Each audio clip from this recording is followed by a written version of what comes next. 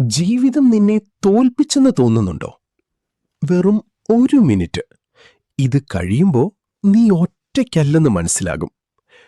കർത്താവാണ് എന്റെ ഇടയൻ, എനിക്ക് മുട്ടുണ്ടാകയില്ല.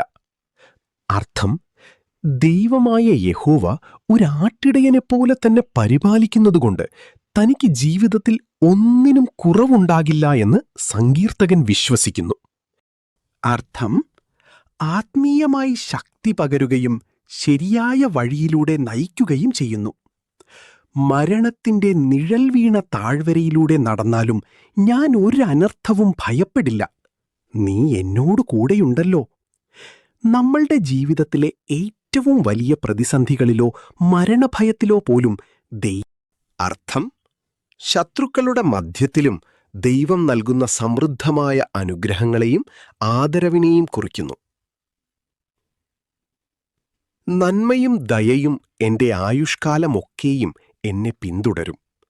ഞാൻ യഹോവയുടെ ആലയത്തിൽ എന്നേക്കും വസിക്കും. ദൈവത്തിന്റെ കൃപ എപ്പോഴും കൂടെയുണ്ടാകും എന്നതാണ് ഈ സങ്കീർത്തനത്തിന്റെ കാതൽ.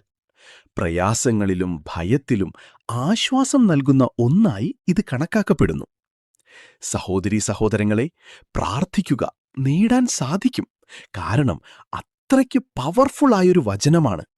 അവൻ ജീവിക്കുന്ന ദൈവമാണ്. കർത്താവായ യേശുക്രിസ്തുവിൽ വിശ്വസിക്കുന്നവർ ഏവർക്കും നിത്യജീവനുണ്ട്.